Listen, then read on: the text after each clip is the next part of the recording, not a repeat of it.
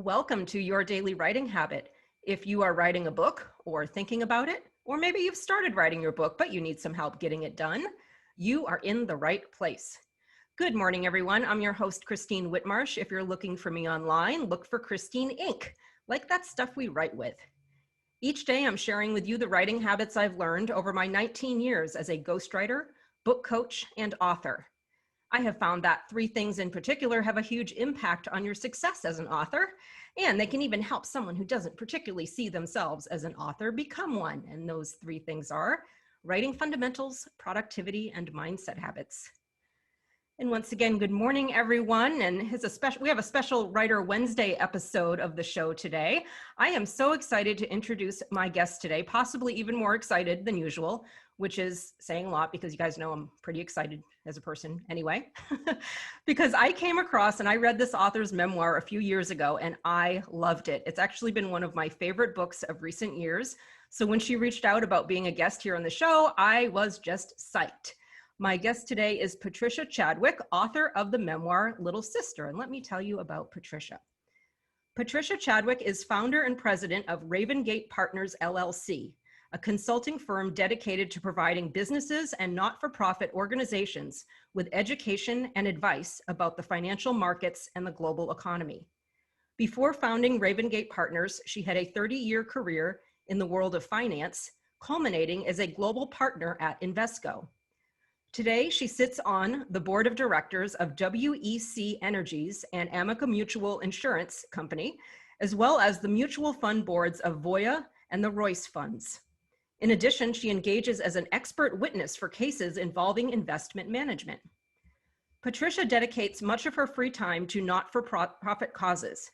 She mentors middle school girls at Our Lady Queen of Angels School in East Harlem.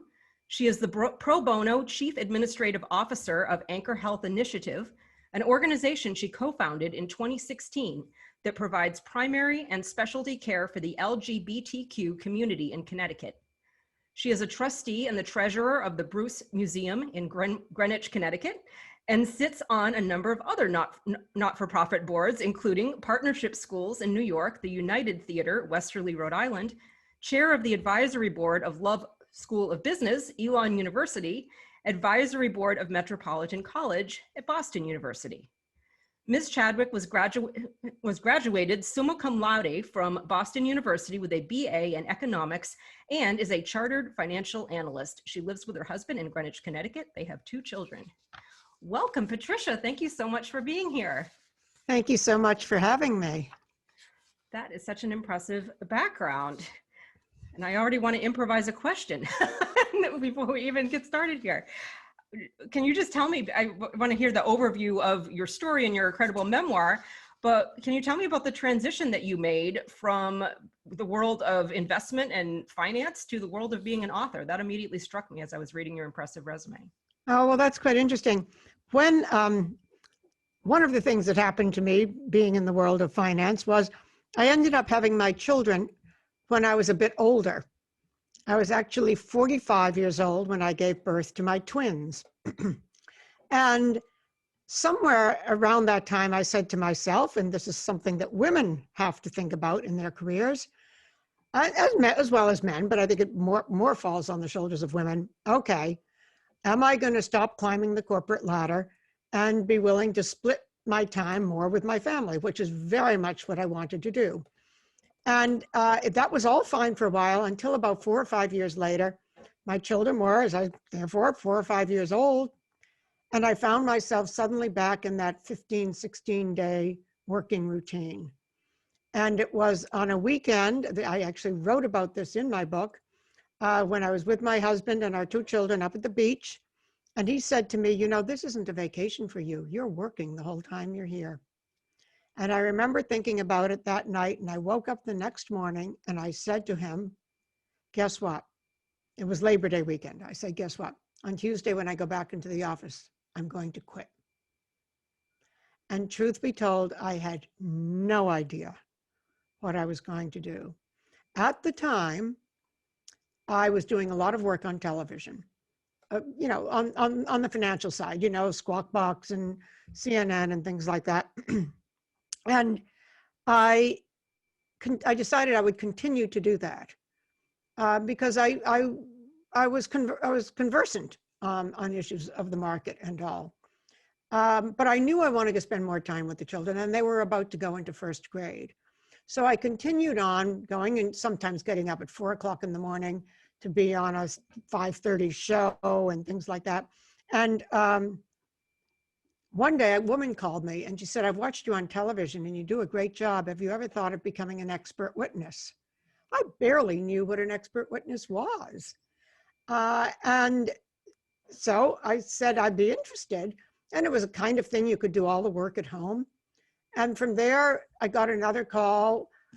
You know, we're interested in having you come on our board and things like that. And little by little, over the course of about half a dozen years, I created a second career, which was absolutely, fascinating and has been wonderful.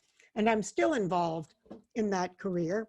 But now I do so many pro bono things as well. So I have had a second career, and it wasn't until I was 60, so by then my children were well into their teenagedom, that I started writing my book.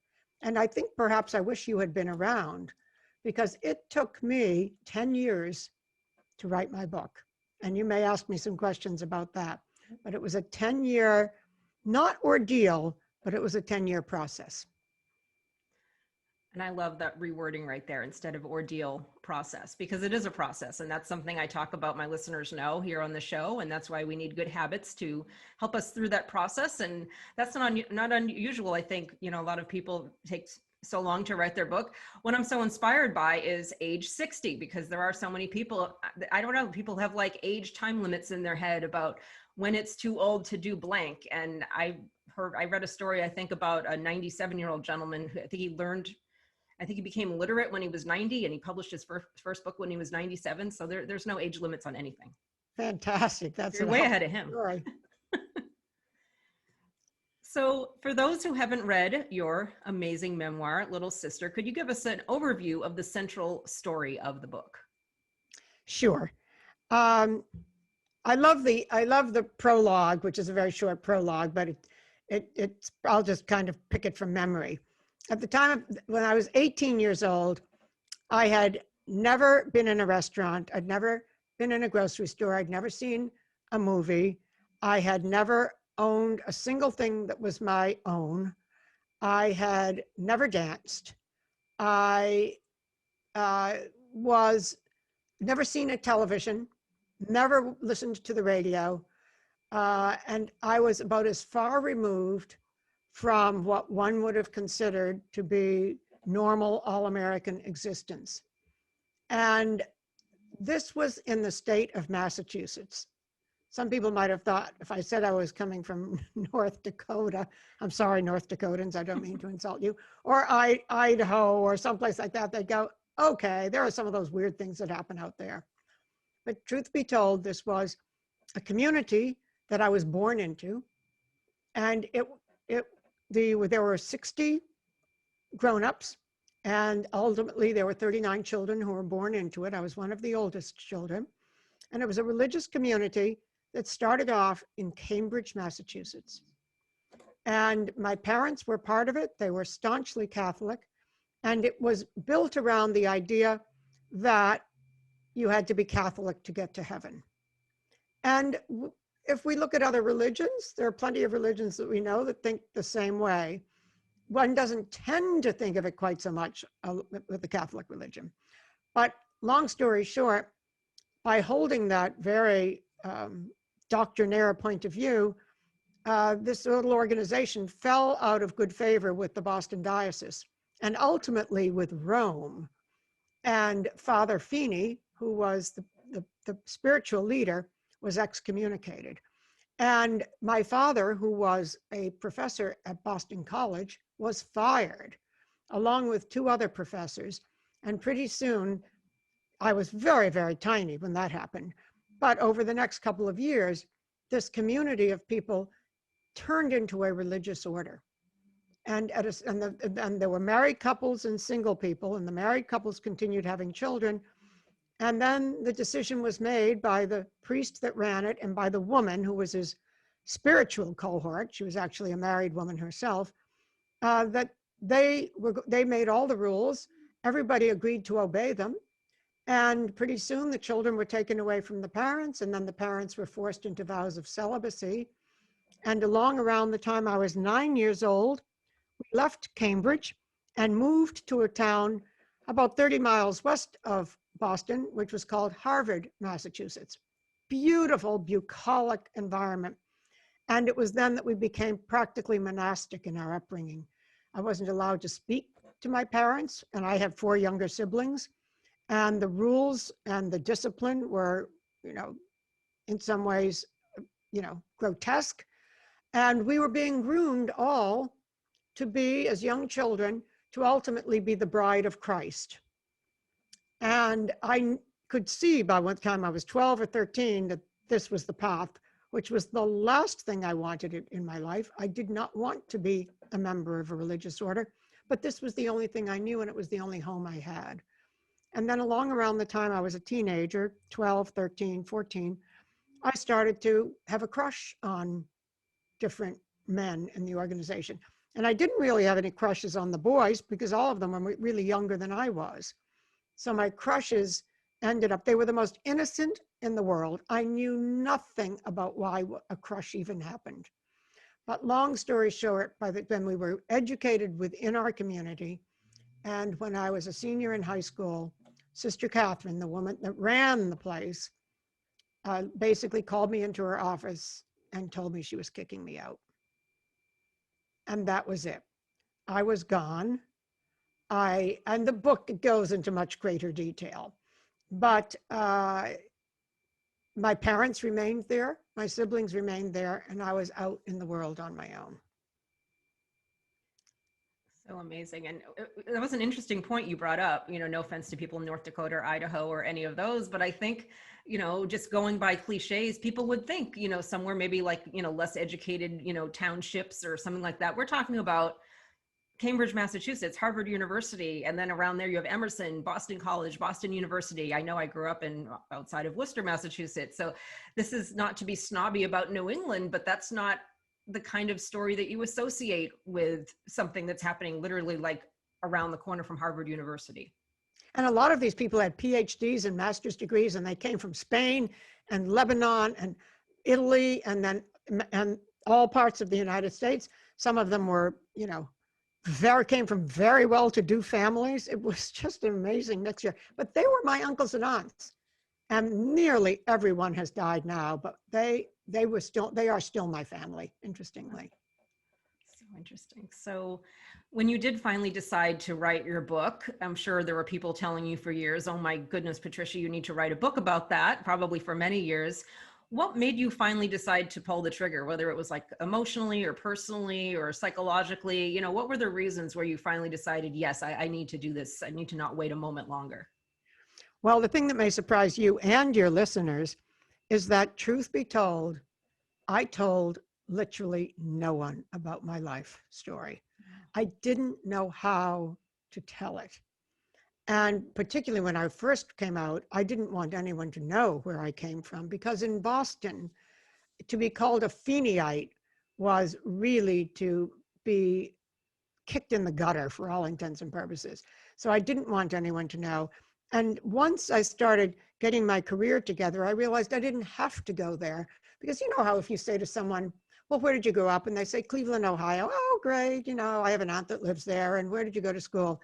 But if I started to tell my story, it wouldn't be a 3-minute story. It would be a 300-minute story.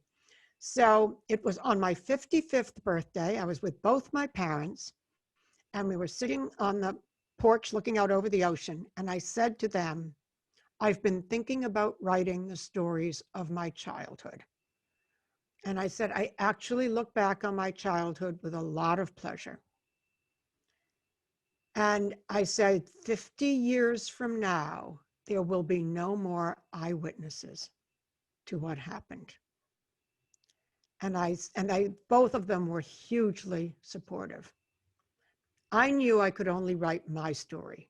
And while there were 39 children, and honestly, at least 2/3 of them have come to me since I wrote the book and said, thank you for writing the book. But I didn't try to tell anyone's story but my own. Now, 85% of our stories overlapped, but then important elements of everyone's story was different. My one sister, Kathy, does come up a lot in the book because I kind of protected her. And she was totally fine with my telling those stories. But I also realized that I had to learn the craft of writing. I had a career on Wall Street where you write simple declarative sentences that are really all about pointing you in the direction of, are you buying this stock? What should you be doing for, whatever the issue is, all about finance. There was nothing about creative writing. And I had never been engaged in creative writing. And a friend of mine suggested that I attend a writing workshop. And I did that once or twice a week for 4 or 5 years. And I was in a small group of women with a leader who was a writer. And each week we would bring about 1,000 words. And I started telling my story. And the women that were in the group were just so encouraging. And I said, well, I've been so fearful about writing this because I adore my parents and I'm afraid people will hate them. And they were wonderful and supportive. And they said, we don't hate your parents. We know whom we hate.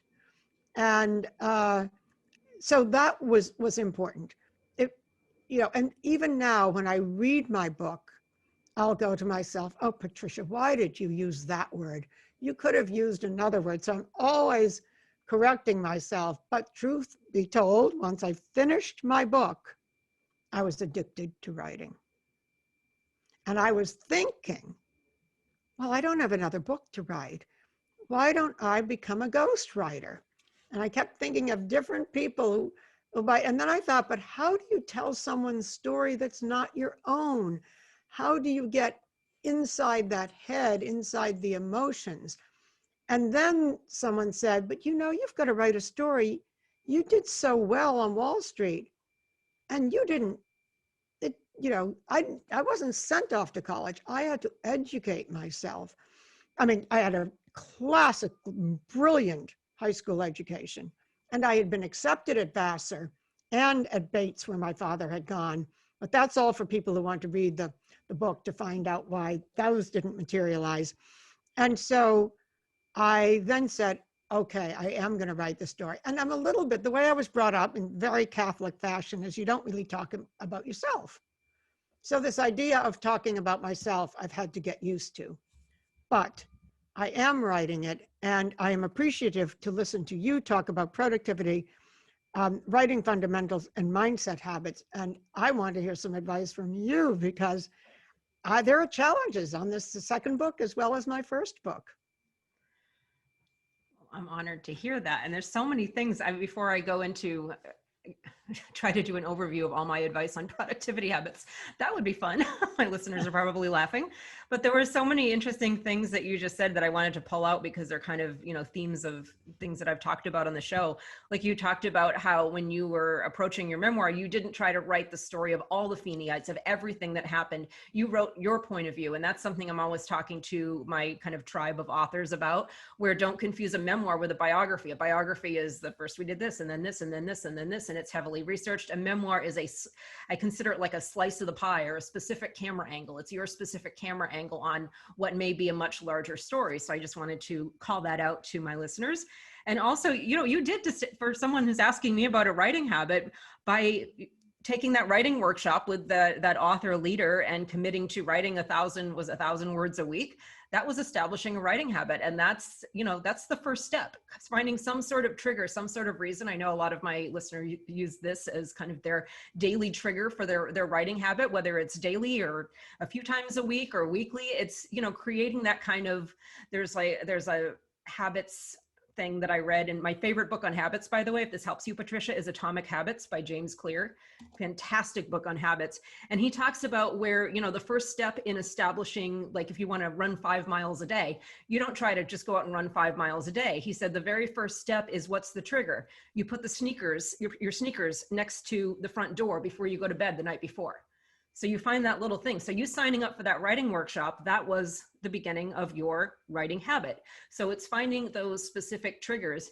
And another kind of drum that I'm beating all the time that hopefully helps you is most likely it will only happen if it's scheduled on your calendar. So you schedule your writing time. You probably realized this while you were writing Little Sister, is if it's scheduled on your calendar, it will most likely happen. So I have a lot of authors that, looking for the extra time, the spare time to write a book. And let me know, you can tell me from your experiences writing Little Sister, how much spare time and extra time popped up in your schedule to write this book?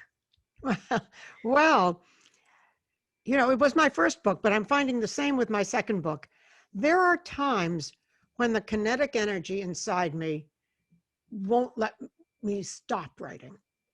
And there are other times when there's a kind of boulder in front of me that makes it really hard for me to connect the words with what I want to express. Now, that was a little more on the emotional side in my first book. And in my first book, I found myself not wanting to tell the really unsavory and seriously unpleasant parts. And some of them I didn't get around to telling till I was two-thirds of the way through the book. And I realized that my book was genuine. And I said to myself, if you don't tell those parts, your book is a lie, because you're not telling the whole story. So once I got over that threshold, I went, then write it. Now, you've read my book, and so you know there's a very ugly Me Too story in the book. I did not plan to put that in, and I was talking to my agent, and the book was ready to go to print for all intents and purposes. And I think he was looking for some juicy bits, and I was quite guarded on my own, relative, and I'll be a little less guarded in my second book. I feel more comfortable now. But I said, all right, I am going to tell you a story. And I told him the story that's in the book.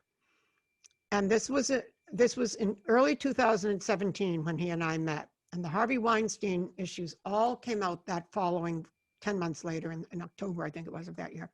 I told him this story. He was really sweet. He was very horrified. And he said, here's my advice. Write it down if you can. And then if you want to take it out of the book, we will take it out.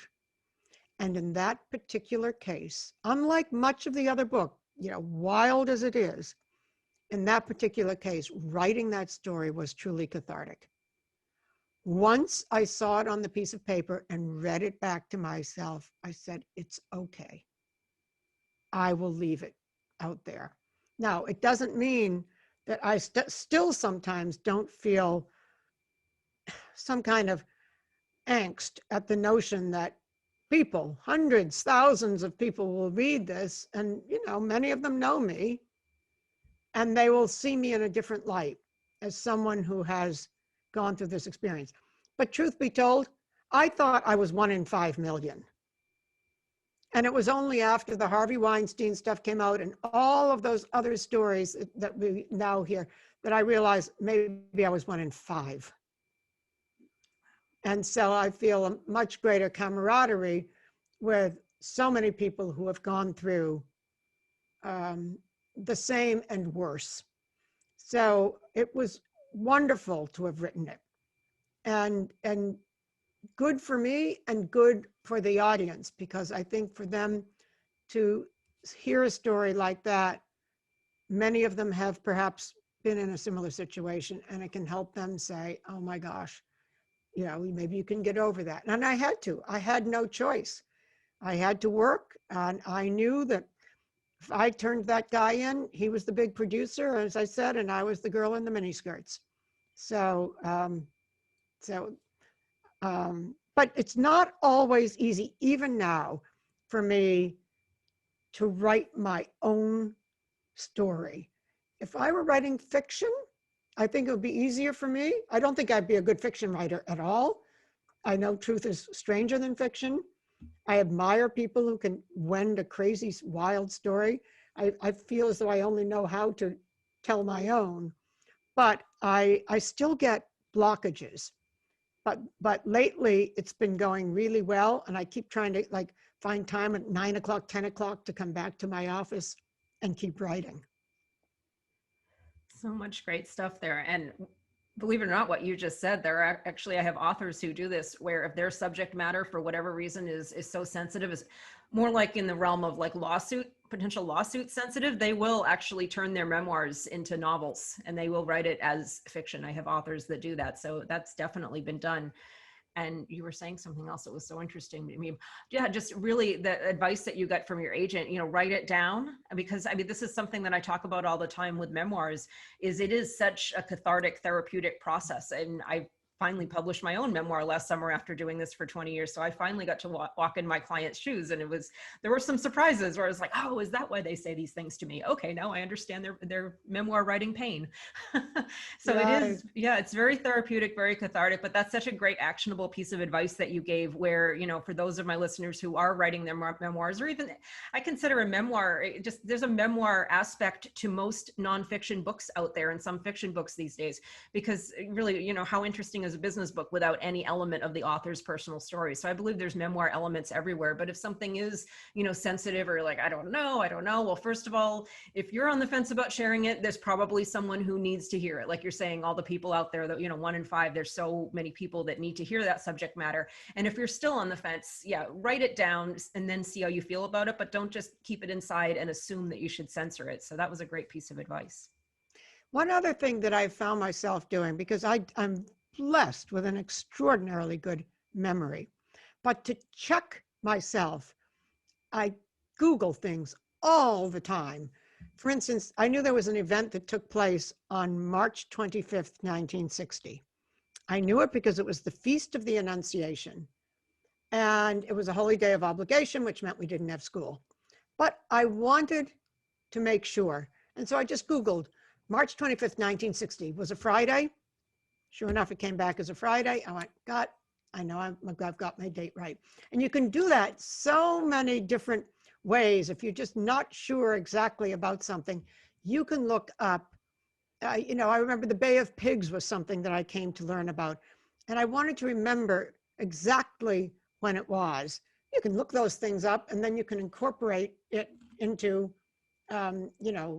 what was, what was going on at the time or whatever. So doing research really helps you. And in my case, I would share a lot of experiences with my sisters as I was writing, and they would go, well, don't you remember the time we did this? And it would click, and it was a light bulb, and it was as though I had other researchers working with me. And even now on my book the title is Breaking Glass, and it's my story of quotes, growing up on Wall Street, because my first job on Wall Street was as the receptionist. And but there are so many people I've known and continue to know. And my closest girlfriend, she and I have talked about things, and we've laughed so hard about them, but she's brought so much back into my memory. So if you're writing about your memoir and you're not doing it totally secretively, it's good to reach out to people, because their experience will enlighten your memory about things. You may not remember the particular incident, but it will lead you to another one. You go, oh my gosh, that time I was picking apples, and all those kinds of experiences. So I didn't tell many people. I think I was saying to you before I wrote my book, the only people I had ever told my story to were my husband, were a man that I had been with before him, and my closest girlfriend.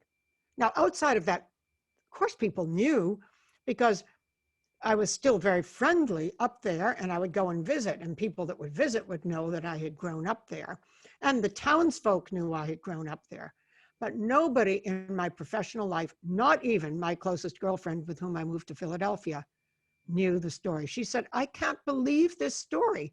I knew you for 40 years, and I never knew this story. That's the beauty and brilliance of a memoir, and I like that. You're reminding me for my own memoir, because my memoir is about as a whole scoliosis, back surgery, dying on the operating table, coming back to life kind of story. But I interviewed my mom for her recollections, because obviously there's a huge gap where I wasn't really there. Like, there was 15 hours on the operating table, and then I think I was in the ICU for a week after. So I really needed her recollections of what the heck was going on during that time. So that's such a valuable tool to get insights from others too. I mean, that wasn't like she was going to trigger anything in my mind because I wasn't there, really, Exactly. but she certainly was able to fill in some blanks. That's fantastic. Yeah.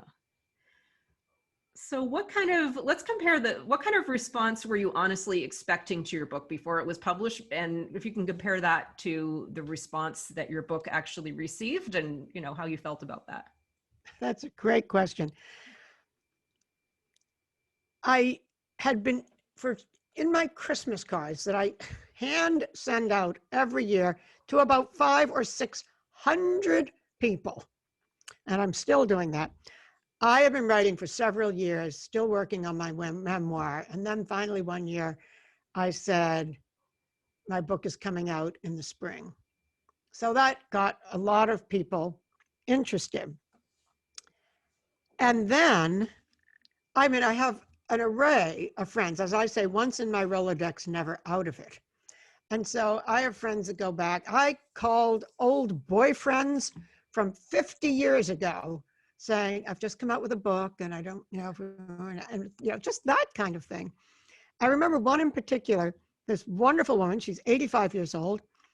And I had sent, with my Christmas card that year, I had sent out a little card inside it that basically gave that little outline that I gave at the front, that we talked about, the prologue, just foreshortened.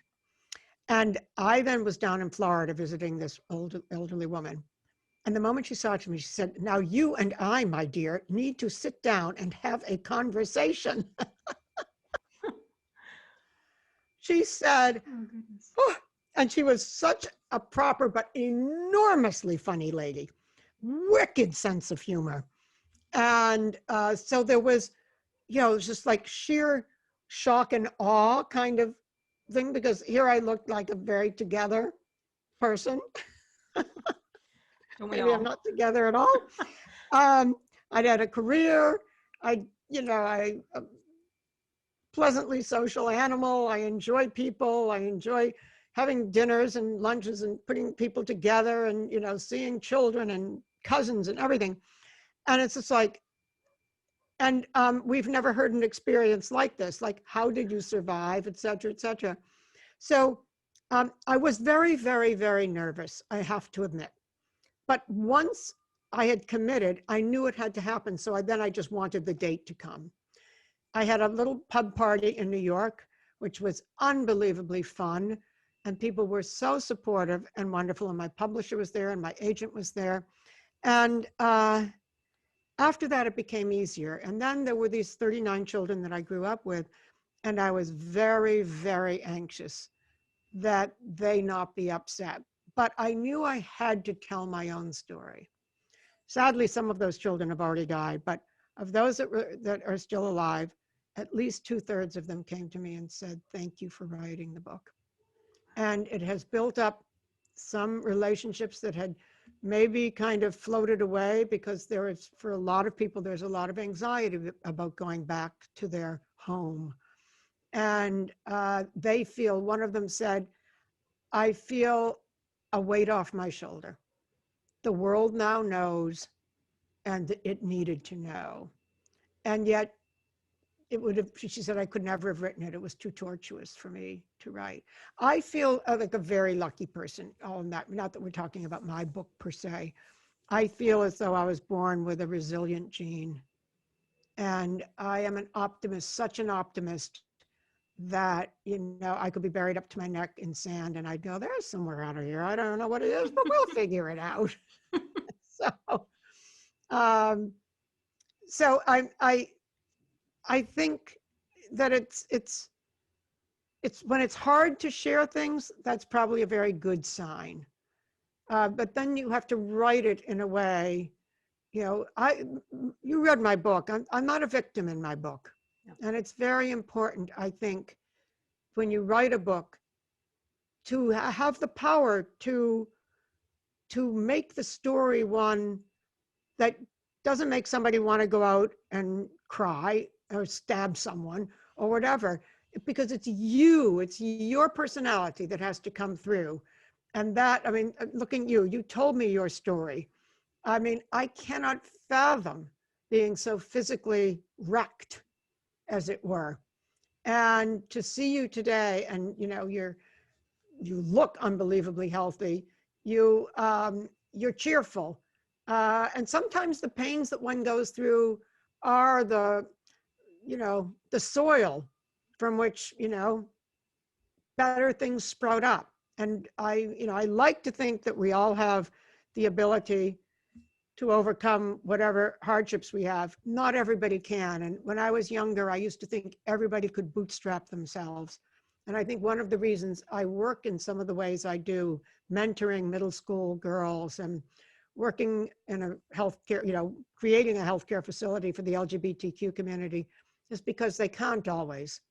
And it's important. I now I write a lot. I write articles for newspapers and things like that.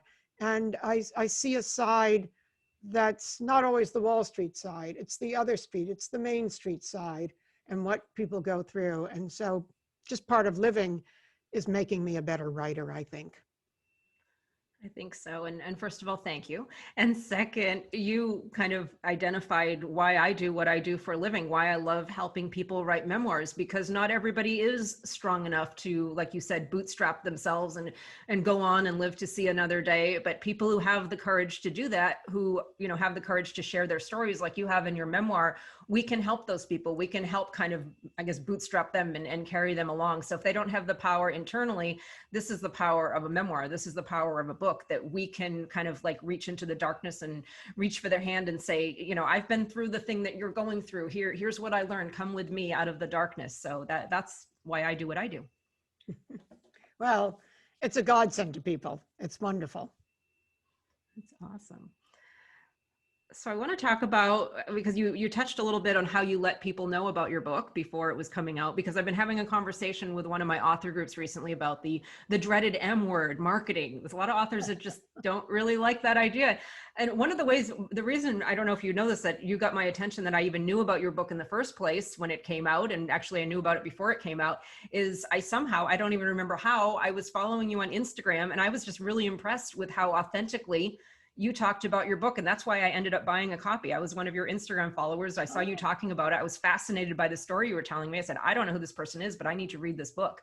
So you don't seem to have if I'm understanding correctly, you don't seem to have a massive aversion to marketing, and it seems yours is very much just, intimate and one-on-one, and you're just kind of like talking to your readers. But kind of tell me your thoughts and your relationship with the idea of marketing and how you approach that. Well, if left to my own devices, I wouldn't be a good marketer. And in fact, it's very funny. So I majored in economics in college, and I've often wondered why anybody would ever, invest the time and energy to study marketing. It's just like marketing, what? You're not really doing anything if you're marketing. So that's how pathetic I am when it comes to marketing. That being said, it does take an awful lot of personal endeavor. And there were two ways for me to do it. One, I have agreed to be on almost every blog or, podcast, book group. I have done so many book events. And now that we all have Zoom and coronavirus has made it easy for us to be with each other, it's all able to be done from home, and it works wonderfully. I'm doing another one, even though my book's been out now 2 years. I'm doing another one with a group of 80-something-year-old ladies in Houston. And they've all read the book. So I am so excited because the questions are just going to come pouring out. But because I also have a very full-time job and I work on boards and all, I actually, in my case, decided it was best to get someone who knew better than I how to do it. And so I have a social media person, and she is brilliant. She makes me do work. She says, okay, I'd like some pictures. You know, it was Women's Day the other day. You know me, I forgot completely, had no idea. But she went through my photos and pulled together this wonderful array of pictures. But it was my anniversary yesterday, my 36th anniversary. And so I sent her a bunch of pictures, and then I wrote the script for it.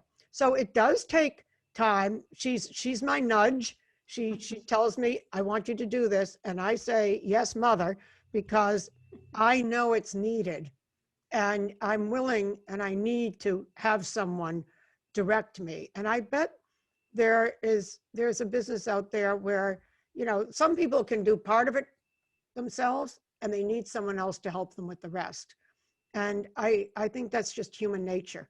We're not all good at everything. And so in this case, I have basically said, you know, you tell me what you want from me. You tell me. I mean, I'll now see pictures of a cardinal at the bird feeder. And I'll make up a story because the cardinals are all chirping away like mad now. It's mating season. And then, you know, a deer was trying to eat out of my bird feeder the other day. So I wrote a little, dear Mrs. Doe, you've got the grass. Why don't you let the bird chickadees and the things do? And I send them off to her and she populates them around. But it does, you have to think all the time in that mode. And it's not my instinct to do so.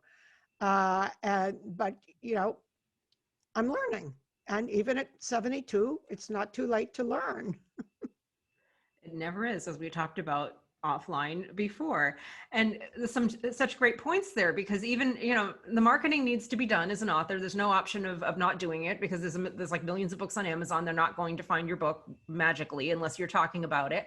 And in your situation, it's so great because, yeah, you have the nudge and you have the person that's doing the technical piece. But as I could always tell from the beginning on your Instagram, I could tell it was, even without knowing you, I could just tell it was your authentic voice because it sounded like a real person. And I wished you a happy anniversary on your Instagram yesterday, actually. So I can always tell that it's your authentic voice and you have a person that's facilitating. I know this because I actually facilitate social media for one of my well-known clients. So, and I'm always nudging for the photos and everything like that. But it's so important, no matter how you do marketing, and, you know, it is important, all you authors, you need to do it somehow, whether you need to have someone completely take it over for you. And then if in that case, make absolutely certain that you're somehow, your voice is still in there, or maybe it's just a nudge where it's like you produce the content and the person posts it, but it's finding the relationship that works for you and your time and your abilities, but your voice needs to still be in there. And I think that's what a lot of my authors wrestle with, where it's just like, well, what do I say? And how do I talk to my readers? And, you know, figuring that out, like figuring out who your readers are and how to tell your story to them and connect with them. That's why I always say marketing is just, it's a fancy way of saying having a conversation with your readers. They call it like marketing, like it's Pepsi and Coca-Cola or whatever, but it's just a really fancy way of saying talking to your readers. So I like to break it down to my listeners and the authors who follow me and say, all right, are you okay with like just talking, just having a conversation with your books and about yourself to your readers? That's marketing. So I'm glad that you kind of shared that about how it's a collaboration with you and that the nudge works. Yeah, and the nudge works. It's great. I love being nudged by her. And she sits on the West Coast, and she's just amazing. I can send her something at 6 a.m., and she gets right back to me. I said, I'm so sorry if I woke you. She said, oh, don't worry. No. She's just like a 24-hour butterfly. She's just amazing. She's impressive. Yes, I don't know. I'm not that impressive. I bet you are. Time-wise. But it gets done. So you had mentioned the book that's a really cool title, the book that you're working on now. Is there anything else you wanted to share before we wrap it up about your upcoming book? And is there a timeline for it or anything else you'd like to share about that? Well, you know, if I pay attention to you with productivity and writing a certain amount each day, my hope, and it's very dangerous to tell a large audience that my hope is to have the document completed late spring, early summer. Mm-hmm. And my publisher would like to publish it next spring, which would be 3 years from the time my first book came out. So I think that's a good time. It's breaking glass, which is a nice way of saying that there doesn't have to be a glass ceiling. But it's a real journey, and it was a journey that started off, where I did not know where I was going to go. All I knew is I was all alone in the world. I didn't understand the language of people. I'd never heard a swear word or even any kind of, word that was not totally proper English. And this language, I didn't know who baseball players were or basketball players. And I had to enter the world and not pretend I was, and pretend I wasn't an idiot, which I wasn't an idiot per se, but I was an idiot in the world that I was in. And so it was, I had to be with closed mouth, big ears, big eyes, till I could tiptoe into that world. And then it became my drive was to get the education that I had so wanted. And I did. But I started at the very bottom of the ladder and never said, oh, I intend to go blank. Doors kept opening, and sometimes doors got shut in my face. And when a door is shut in your face, you go around the outside of the building and you find another way to keep on going. And the energy and the excitement of success just bred more and more. And I moved from Boston to Philadelphia and back to Boston and then to New York. And once I got to New York, I was like, okay, this is my place. I mean, granted, it's the center of the financial world. And I was a tough task mistress in a way. And it was not always easy because I was hard on myself, which meant I was also hard on other people, even though I didn't see it that way. But it's a fun story. There are crazy things. Wall Street's a crazy story, but it's not, of course, the people are going to put the make on you in 1,000 different ways, but I always felt very much in control. Nobody ever, outside of the situation when I was all of 21 years old, no one was going to, get in my way, in my space if I didn't want it. And so I did have a couple of monikers that are pretty tough, and I will put them in the book. I think they're funny today. They're rather shocking back there, but it's a very open and fun, and I think a story that I hope will be helpful to people who think, oh, how can I really get somewhere? Sometimes you have to take 2 steps forward, 1 step back. Sometimes you have to plateau for a while. Sometimes, you need both luck and pluck. Those are 2 things. And if in life, you're going to get luck. Nobody has no good luck, but you do on your own. When luck is not around, you have to use your own pluck. And I think that's part of the message of the book, and I hope it will be fun. That is great advice. And yeah, excited to hear about that. Yeah. And if the show can be useful, I was telling you before, 5 minutes a day motivates you to do something. Yes, absolutely. Yeah. I'll be running down the other end of the house. It's like, where are you going? Oh, I just got motivated. That's funny. So Patricia, what is the best way for people to connect with you and learn more about you and your books and anything else you have going on? Sure. I have a website, which is very simple, patriciachadwick.com. Yeah. It has lots and lots of interviews. I actually write a number of columns and blogs. So those are there, a whole array of subjects, sometimes funny, sometimes I'm actually writing one about the minimum wage right now, which is a very hot topic, and that will be out in a few days. But I think that's the best way. My Facebook and Instagram and LinkedIn are all there. Those get populated on a pretty regular basis. But patriciachadwick.com, I have a wonderful interview by CBS last November that sent my book for maybe 1 hour, I don't know, to #1 on Amazon.